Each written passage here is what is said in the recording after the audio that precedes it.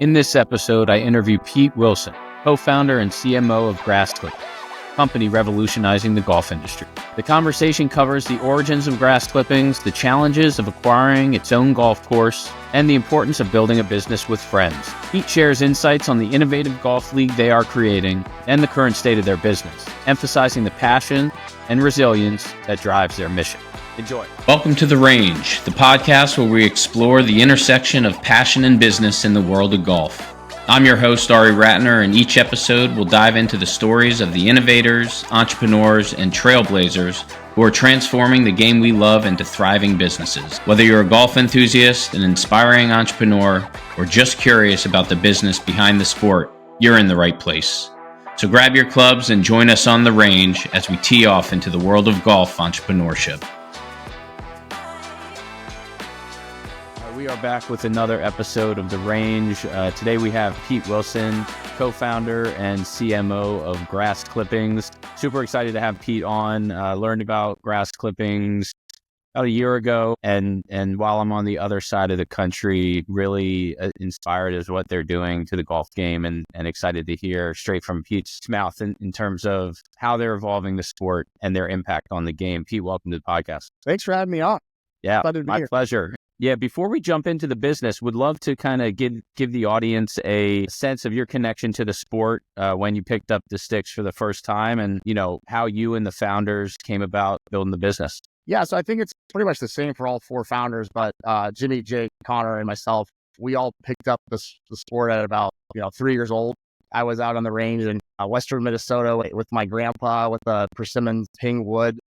3 years old, swinging for the first time. And so golf has really been a fabric, like a key part of all of our lives, and continues to be. So there's just so many great things you can learn from golf. And so we kind of always look at it as our North Star. And now we're lucky enough to be working in it full time. So we're extremely grateful.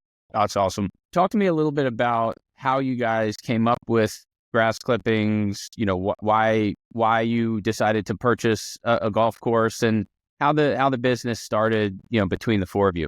Yeah, it's pretty grassroots, authentic as it gets, in the sense that the four of us were living in the same house out of college. We're in our early 20s. One of our co-founders, Jimmy, was trying to play professional golf at the time, playing on mini tours, doing the trips to Canada, to Latin America, and simultaneously we'd always looked at golf where it was like, there wasn't a brand here locally that we kind of meshed with, in the sense that like it stood out to us and was something that we were excited to put on and rep it. And we found that, Jimmy would go to these tournaments. I'm caddying for Jimmy, and a guy walks up to the tee box and he's wearing a TaylorMade. Again, nothing against TaylorMade, and he may have been paid by them, but at the ranks we were playing, probably not. And I'm thinking to myself, golf, we're all thinking golf's a lonely, singular sport. And you chose to put on a golf manufacturing companies have. Like, there should be a little bit more meaning to it. When you put that hat on, it's like, I'm playing for something, I'm riding for something. So that's kind of where like the early clothes brand started. And Jake, our CEO, always had this great, name, Grass Clippings. Kind of full circle, we, growing up around the game, we always found ourselves wanting to talk to the greenskeepers, at anyone on the property. Like, if we're gonna have a beer with somebody, man, I want to go up to the maintenance shed, the maintenance yard, and sit down with the guys after a long days of work and have a model. Yeah. And for some reason, at the same time, these guys and girls that cut the grass and make the whole sport go, for some reason, are like cast off into the distance, and they're never in the, they're always kept away from the customers and the patrons. And we're like, well, why don't we do the ops and make a brand that gives recognition to these people? And so Grass Clippings, thank your local greenskeeper. That was the genesis of that and the inspiration of that. Simultaneously, we wanted to launch a golf tournament, and having Jimmy playing professional events and then the rest of us playing high-level amateur events. There was one that stuck out to us. We go up to Minnesota every summer to play in the Resorters in a town of 14,000 people. It's been going on for 103 years. I mean, that's longer than the Masters. So it's like, what's up with the water up there? What are they doing up there? And when you go up there, it's like Texas high school football. The whole town shuts down, and there's just this weird feeling on property and this aura around there where you're like, whatever we're doing here is bigger than what it looks like. It just, you can't describe the feeling and the respect for the tournament, the tradition and everything. And we were like, well, if we could, because there isn't anything like this in Phoenix. We have the Phoenix Open, and that is its own beast. And Yeah, that thing is its own class, like obviously. Yeah. But like for a guy like myself who's 35, 3 kids at home, married, I'm still trying to scratch that itch for competitive golf. And there really isn't that around town and easily accessible. So we came back and we were like, how can we engage the entire community and every golfer as well? So a big problem is when you have a scratch golfer or a +1, as you know, shows up to, club championship, charity event or whatnot. It's like, hey, you're playing with so-and-so today and he's a 10 handicap. You're going to give him 11 pops. You're now in the hole by 11. It's like, I step onto the first tee and the competitive bone in my body just broke. And I'm like, all right, what are we doing? It's like Magic Johnson and Michael Jordan check up one-on-one and Magic's like, hey, I'm up 5-0. You think that would ever happen? Golf is this one sport where like, kind of, I get it, grow the game, but at the same time, when it comes to competitive, people want to feel that level of competition that gets your blood boiling. When we came up with the idea, we had been playing a lot of par 3 golf at the time. And we thought to ourselves, imagine if we did a 2-man scramble on a par 3 course. If you break that down psychologically, everyone's like, dude, I can win or we can win. Get your best player that you know or the guy you play golf all the time. It's like, dude, we could beat, John Rahm and Sergio Garcia or Scotty Scheffler and Xander Schauffele. Why not? It's like, we got a 9-iron and a putter. It's not like we're flying the rockets into space. It just comes down to that. Grant, you put them on a traditional golf course, they're going to get the doors blown off. But in this scenario, they probably lose, but at least psychologically, they think they can win. And that's what it is. And what we found was people walked away from that tournament and were like, that was the most fun golf experience I've ever been a part of. And you had our final group of the second tournament, we had 2 60-year-olds and 2 guys fresh out of college golf on the same tee box competing in like fist pumping, going nuts, and there's fans around. And you could just from the beginning, you could kind of see that there was something here in a sport that was, kind of starving for fresh energy, fresh ideas. Then after the second tournament out Mountain Shadows, great par 3 course here in town, they were like, guys, love what you're doing. You're making us a lot of money too. But the festivities, like the grandstands and the bands and the fans, he's like, I don't think we can do that anymore. He's like, this is a residential property. And so, when we set out on this golf course, on this golf tournament journey, we told ourselves internally, we're like, guys, it's going to be on television. There's going to be grandstands and there's going to be lights. I don't care if that happens 50 years from now or happens 2 years from now, but we just need to march towards that goal and we'll get there sometime. Yeah. Back to the second tournament we hosted, the Grass Clippings Open in 2020. We're like, guys, we're never going to get to our ultimate goal if we don't own the course or have control to where we can do what we want, because we don't want to go about this tournament, continue to grow it with not the guarantee that we can do what we want. That's probably a pretty bad idea. And so we went searching for a golf course. We got a group together. Our extended development team is a great squad, funny squad. Like everybody's all in, and it's super cool to be a part of. And there was one property in Arizona or in Phoenix Metro that particularly stood out and worked because you can't have noise ordinances, sky ordinances, permitting, this, that, and the other. And most courses out here are built around or within housing communities, which is like there's a no-go for us. Yeah. Rolling Hills, as you can kind of see in the back of here, there is the zoo over here, and then this is like all public land, and it's just out here next to Papago Golf Course and the Papago Buttes. And we were like, if we're going to do it, this is the property. And, you played on that? Had you played on that course prior? Yeah. I grew up 10 minutes north of here, and it was a great course, and it still is a great course. It was just a municipal golf course that, I know, City of Tempe's got a lot of stuff going on, and they're very progressive, the city doing crazy stuff. It's not like they're leaning in full time to golf, and they only have 2 public golf courses in the city. So we approached them and said, hey, not only were we passionate about the sport, we have an idea for the property and a way for both of us to profit and benefit and, again, grow the game for people who live in Tempe. And so we approached the mayor. That process took us about 3 years, and we finally got the 50-year lease. So we are technically leasing the property from Tempe. So we have a great relationship, work with them. Took over last July 1, so about a year and a half ago. Turned the lights on December 1st of last year, and we've been under construction and open for about a year now. And, we're getting close to having our outdoor bar and event lawn and clubhouse, new restaurant, finished. We have our pro shop done. The lights are up. And one thing I left out, kind of bringing the whole full circle thing, is we set out to give recognition to greenskeepers. So when we went out to hire our head greenskeeper, that was a big decision. That was a big part of what the company stands for. His name's Scott Hebert. He was the head agronomist at TBC Scottsdale, or second in command, overseeing the Phoenix Open in TBC Scottsdale. Like, he was, in our estimation, at the pinnacle of his career. And we approached him, kind of reluctantly, being like, hey, tell us to screw off if we're out of bounds here, but any interest in coming down to Rolling Hills and taking over and doing this, being a part of this vision? And he's like, I'm in 100%. And so Awesome. He came down, he's put together a team that it's just so cool to be like around, and it's nothing short of inspirational when you see the stuff that's going on in our maintenance yard. That's cool. Such a great story. You talk about how the golf game is isolating, right? Like, it's an individual sport. Entrepreneurship is oftentimes isolating, unless, of course, you're doing it with a few other friends and colleagues. Talk a little bit about what that's meant to start and build a business with three of your close friends. Yeah, I mean, I think the first piece of advice you get in business, and from anybody you go, don't get in business with friends or family. Yeah. And we all know that and all that stuff, but I think that's a testament to our relationships amongst each other. It's like it's like a brotherhood, like a family. Like, we've seen it all. We've seen the ups and downs of this business, of losing this, getting this, maybe not. It's every day. I'm like, we always laugh about it. Our office is offsite and where we live. It's like the ups and downs of our job and what goes on in this shop, this office is nothing short of ridiculous. It's like, good news, bad news, good news, flyer to put out, here we go.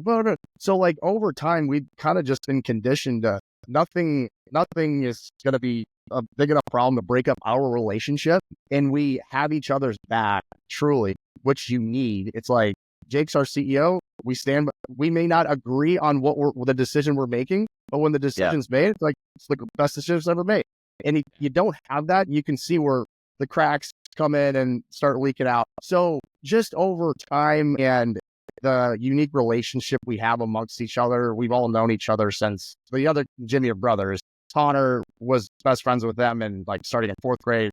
I came into the picture in 7th grade. So we know each other very, very well. Yeah. Sounds like it's actually an advantage for you guys. I think it is, because what happens is when you come up with an idea, and let's say it's one person, kind of, relative to golf, when it's singular and you have an idea and you're behind it, the energy it takes to stand behind that idea and get it out there and it can be exhausting. And when it's just one person and you're getting just bombarded, you can lose some steam. But when there's four of us that are all aligned on the same vision for golf and what we're trying to produce, it really makes us more efficient and more impactful.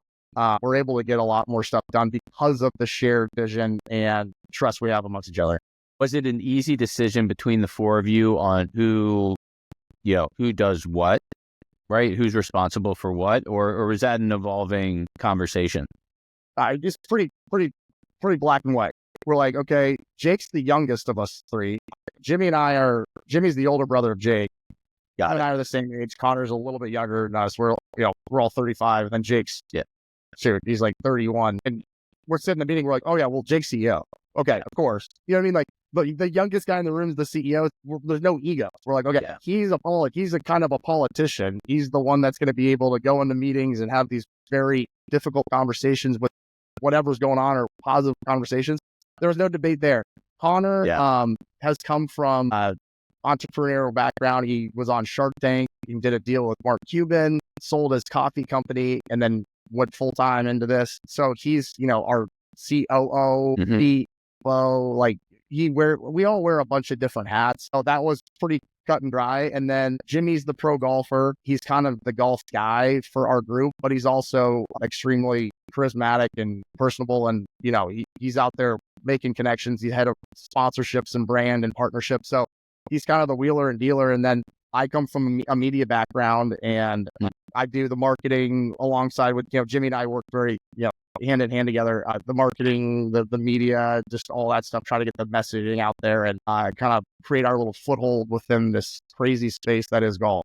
Yeah. Well, it's a testament, I think, to you guys. And like you said, it speaks to the type of relationship you have with each other, not only to trust each other to be in the positions that you guys are in, but also to build the business together. So kudos for that. And as someone myself who failed at an entrepreneurial venture with a friend, I know how challenging it could be at times. So it's nice to see it working for you guys. You mentioned the 3 years it took from, I guess, the initiation of trying to get Rolling Hills to actually getting it.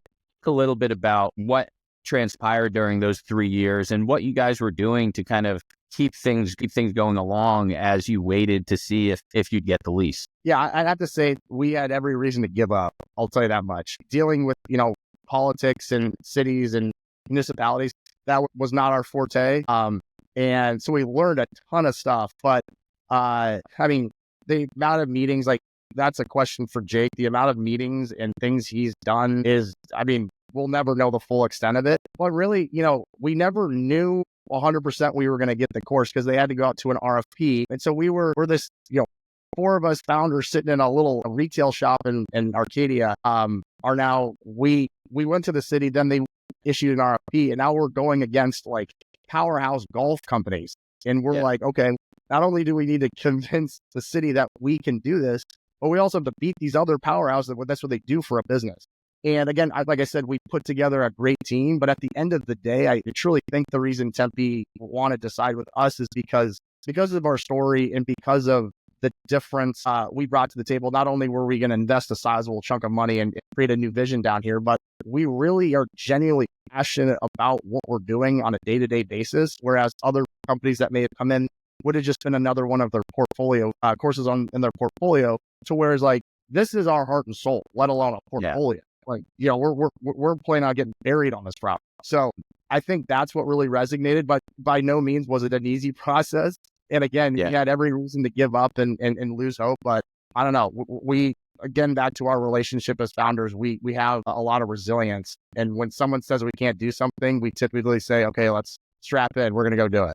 So you guys had or have a retail spot as well? Yeah, technically we still do. We've converted that mainly into our office. We moved I'm here at the course right now. We have a pro shop.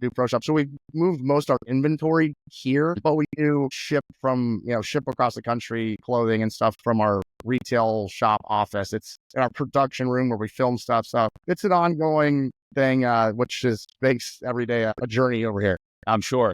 Talk a little bit about where the business is today. So, you still have apparel, you have the tournament, you obviously are managing the course. Just talk a little bit about Grass Clippings as a whole for the audience. Yeah.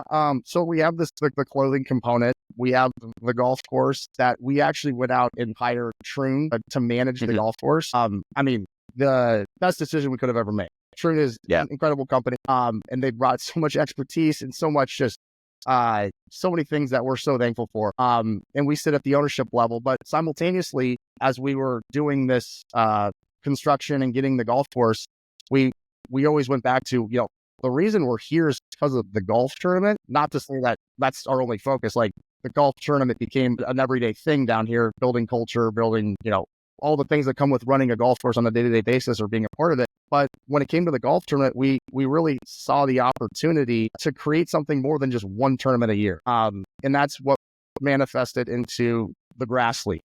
And that is the third entity that of all of these things, sphere of things we have going on. And the Grass League is this concept of having multiple tournaments underneath the umbrella of Grass League, obviously, and Grass Clippings Open that's played in April is one of them. But we really tried to take a unique approach to golf competitions. And back to that tournament up in Resorters, I always love to tell a story. There's a Calcutta up there. So if you qualify in, it's like the USAM. When there's 32 guys, the night before match play kicks off, they do a Calcutta. And people come in from all over town to buy these players, and they get their pro rata share depending on how much they invested and who won and yada, yada, yada. My dad he pulled me aside. Jimmy had just got his amateur status back, and Jimmy is one of the best players up at this tournament. Jimmy gets in, he's one of the 32 guys, and my dad pulls me aside. He's like, hey, don't tell your mom, but I'm going to spend whatever it takes to buy Jimmy in the Calcutta. And I was like, that's awesome. That fires me up. Hell yeah. Yeah. And then sure enough, he buys them. And then my dad's like persona the rest of the week at the golf tournament, I was like, who is this guy? He's driving around in his car, like hey, my horse is about to tee off. Here we go at this. And like literally wouldn't leave Jimmy alone. And it wasn't about the money. And then Jimmy conversely comes to me. He's like, dude, I'm kind of nervous now. Like your dad is like all in on me, right? What is going on? And that was a pretty profound for us where it's like this relationship between the two. Someone who doesn't have a seat at the table now has a seat at the table. And then the person who has the seat at the table respects the person that bought them and wants to perform for them. So we really thought about that. And if you look at the evolution of alt golf, it started with the skin games, Buick commercials and Nike commercials that the ratings went down. They started getting celebrities and Patrick Mahomes and all this stuff. Yeah. One thing we're very confident about, or in our thesis, or we truly believe, is I don't really want to watch a celebrity play golf. Like Taylor Swift and Travis Kelce, like shaking golf balls left and right. That gets old pretty quickly. What I do want to watch is good golf. Not to say I don't want Travis Kelce involved as a caddy or as an owner, or Taylor Swift an owner, Patrick Mahomes in there fielding his players and having the same relationship my dad had with Jimmy at the resort. If we could perfect that, if we could create that, we really think we have something in alt golf. And so what we did was we went out and sold franchises, just like Major League Baseball. We have one course, we understand that, but we sold 10 teams. We've just sold our 11th team last week. Congrats. And depending on when this podcast is published, I can maybe tell you who that is or not. It likely would be published in a couple weeks, so you can make that determination. So our latest purchase was of the San Diego market. Very Wyndham cool. Clark. Wyndham Clark, the 6th best player in the world, played in the Olympics, is a huge supporter, and he loves the grass league, and he bought a team, and it's precisely what we're looking for. Like his platform, and I'll get to it in a sec about growing the game. His platform is just crazy. It can really move the needle for the youth golfers, even older golfers, everything. But we sold the initial 10 franchises to people like Dave Roberts, the owner of the Dodgers, seed investor, Social Leverage. They own the Canada team, Edinburgh, Caps. You guys go find your own players, or or hold qualifiers for that. Like your team becomes its own mini tournament or mini entity. It's like, I want to play for Phoenix United. It's like, well, we have a qualifier this Friday, 100 players. And so guys are wanting to get into this on this team, to play in this league. Or the other side of it too is, golf again is singular and like results based. Yeah. I can't tell you how many golfers I believe in, like that haven't won the right tournaments or haven't made the right putt. But I'm like, dude, I don't care who you put on the tee with them. I'm putting all of my money on. I don't care if Scotty Scheffler shows up today at our par 3 course. I'm putting my money on this dude. And there's something about that like belief that you see it in football all the time. It's like, look at the Steelers right now. Mike Tomlin benches Justin Fields for Russell Wilson, and everyone's like, what is he doing? He gets on the podium. He's like, that's my guy. And you don't get that in golf. All you get is Jay Monahan being like, oh yeah, it's just so great to have Xander out here. And we want a little grit. So like there's a component there where this relationship between owner and player is crazy. And then on top of that, these players are playing on a 2-man scramble team. And some of these guys that played in our April event were like, the one thing I miss about golf is team golf. College, like I played at ASU and I played in high school, obviously. I missed that so much. And he's like, this brings me back finally. And so the Grass League is this new concept. And we have our event coming up December 5th and 6th. That's going to be broadcasted on NBC, which is super cool. Yeah, I mean, growing up, I would wake up in the mornings listening to the U.S. Open theme song, and da, da, da, da, da. It was everything. If you're a golfer, that was everything. To say that they're going to come out here and film this is like, it really gives me goosebumps. So, but in the grand scheme of things, we really think that there's an opportunity not only in the amateur ranks, but just in the ranks of golf, that people kind of get left in golf purgatory. You graduate college or you get married or something. You're like, I'm looking to scratch my golf itch. It's like you either go play skins at your local country club with the guys you see every week, or I don't know what you go to the resorts, and it's once a year. And then there's pros that are lost in purgatory, that are flying to Canada, like Jimmy. Jimmy was a perfect use case that we learned so much from. He's flying to Brazil to play in a tournament. If he wins the tournament, he wins $6,500. Yet our flight was $8,000. And it's like, you get to a point where you're like, I don't know what we're doing here. And then that starts to creep into the player's mind to get back on the flight. You might as well head home. And so we were like, what if we could create an alternative outlet? In no way are we like, we're going to PGA Tour, the Live Tour. Hell, we all know that. But this alternative deal where it's like, hey, this pro golfer's still trying to make it, and financially it's really tough for him to make it. What if he played in 3 events or 4 events a year under the lights, in the spotlight, on television, in this cool, fun Phoenix Open type of deal with, like, we have all these hospitality tents and all this stuff. What if he played in there, was able to make a little extra pocket change, a little extra money that kept him in the game, that kept him pursuing his ultimate dream, his dream in the beginning, opposed to, I get frustrated with pro tours when they're like, grow the game.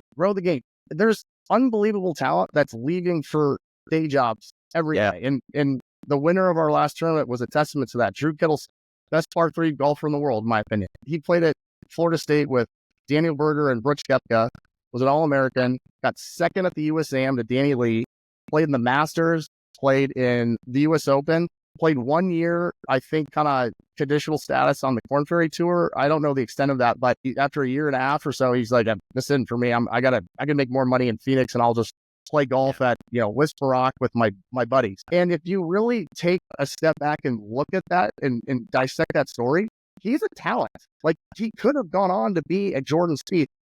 Maybe I'm speaking too far out there, but he was at the pinnacle of the career, and he literally just chose just not to do it because of the way it's structured. And we're sitting there and we're like, what if we can keep Drew Kittleson in the game, keep him in the spotlight to where people are talking about him as a golfer, opposed to just people at Whisper Rock saying he's the greatest golfer in the world. And it's just, that's where it lives. That's where he lives. No, let's bring that to the forefront. And so there's a lot of different components to what we're doing. And we really have the players at heart. I mean, we want to make guys that we believe in stars, household names. Did I lose you? It comes down to storytelling. No, it's super helpful. And it's interesting because as you were talking about the Grass League, you guys really built 3 businesses within one, right?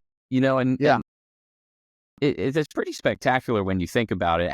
How do you balance the continuing or ongoing, and I know you mentioned Troon as your management partner, but the ongoing kind of management or ownership of Rolling Hills, plus the creation and marketing and growing the Grass League while continuing to kind of sell apparel? It's a great question. My wife asks me that question every day, but no, our whole model or thesis was like, Jimmy Jake's dad has always said it. He's like, I know what I know and I know what I don't know. And once you take the ego out of things, it's like, let's bring in the people that know what they know that we don't know. And everyone, I hate to stay in their lane, but like, let's be very methodical about this. So we're doing our best job. And I think we've done an amazing job so far, bringing in the right people for the right jobs and empowering them to say, hey, I'm not going to sit over your shoulder and act like I know what you do and know how to operate this whole process. We trust you. We hired you for a reason. You're the captain. And so we've done that in kind of all facets of it. Obviously, we're a part of all of it and we're working our tails off. But we've been very, very conscientious of who we partner with, who we hire. And part of that too is when you give that feeling of ownership to somebody, when they know how invested you are, they feel even more a part of something. And then that's when special things start happening, is when people start buying into the grand vision. So that's awesome. As you think about, and you mentioned, 3 or 4 tournaments within the Grass League, what's the future of Grass Clippings? As someone who lives on the East Coast, it's hard for me to get out to Tempe. Like, how, is there a vision of me being able to experience Grass Clippings on the East Coast? Yeah. And so that's kind of part of the whole jigsaw puzzle, is that when you look at it, there's 117 lighted golf courses in South Korea. We are the 19th lighted golf course in the United States. Yeah. And so it's not as if these courses are sitting around everywhere. It's something that we are actively looking for new sites. And it's not to say we want to go build 100 golf courses. We know how that worked out in the 90s for certain groups and things like that. We want to do 3, maybe 4 courses in the best locations we can find that we can get behind and ensure that we can create the same type of culture, branding, yada, yada, yada, as we do here at in Tempe, Arizona. So, and with that being said, to the Grass League, we would then expand the season and go to new sites and have, the way I like to see it is like, if we had 4 championships a year, it's kind of modeled after professional golf, where we have the US Open, the Masters, the British Open, and the PGA Championship, obviously with our spin on it. But like, and it's going from different locations. That is, I think, very attractive to amateur golfers. I'm an amateur golfer, and I can barely get out of my house for 10 minutes to make a phone call, let alone go play on a 100 event tour or something like that. So it's like, let's make it manageable. It's like 4 and we'll get the best players. And then obviously we can do micro events or smaller events in between those, but kind of structure it like, we don't have to recreate the wheel, but getting those new courses online, as we found out here, takes a long time. So there are some other groups building maybe some similar stuff that we are in talks with about partnerships on the ground level. Obviously, Troon is our title sponsor. They believe in the vision. They have access to courses that we can make introductions. So we don't want to promise things out in the future, but next year we have our December event. And then next year we're going to have 3 events, our April event. And then we're going to go on the road, a little road show to the East Coast or the West Coast. We're getting a couple problems. And then back here for the December event. And that's going to be the full Grass League 2025 season. 2026 comes up. Hopefully we are starting to make some growth and expanding, some more strategic team owners and teams added to the league. I mean, you got to walk before you run. So we're really checking all the boxes and making sure the experience and everything with the league and the tournaments are as authentic and genuine as possible. The last thing we want to do is just, come on, here we go. Like, you can see it with other leagues and other concepts. So that's as we close up. No, it's super helpful. And as we close up the conversation, the whole genesis of this podcast is to give entrepreneurs a peek behind the curtain, if you will, on what other entrepreneurs are doing. Would love to, I have rapid fire questions that are more just about you as a person, but would love to get some advice that you can give to aspiring entrepreneurs or those in their own journey of building a business in the golf space. Any advice or watch outs or call outs that you'd want to share? I would say a couple of things is, like, first off, don't have an ego. There's a lot of things you don't know. I don't care where you're at in your career. Be willing to listen to anybody. Don't give up. Just don't. There's going to be 100 different reasons and times that you're going to say, yeah, this is probably a good time to get off the train. If you truly love what you're doing, you got to ride it out. And working on something you're passionate about every day, there's nothing like it. And you'll kick yourself in the future if you didn't follow your dream and follow what you truly love. So it's not easy, and know that going into it, but just don't give up, because at some point there will be a tipping point. I think that's great advice. Great advice. Appreciate that, Pete. Before we let you jump, I have a handful of quick questions just to get your gut response to give the audience a sense of you and your connection to the game, if that's cool. Yeah. Okay. Favorite golf course you've ever played? I hate to say it. I'm going to exclude this golf course I'm sitting at right now. Alexandria Golf Club in Minnesota. I know that's not known by many people, but if you go up there, it's golf at its purest level. That's awesome. If you could collaborate with any brand in the world, which one would it be? Brandon. Bush baked beans. I don't know if you've ever had the Bush's baked beans. Oh yeah. I mean, everyone makes fun of me because when everyone's like, hey, what should we have for dinner? I'm like, make sure someone's got the beans. Something they're doing, the branding they've done. I would love to get a hold of those guys. I'll say that. Yeah, they got to sponsor your next tournament. 100%. A biggest lesson golf has taught you about business?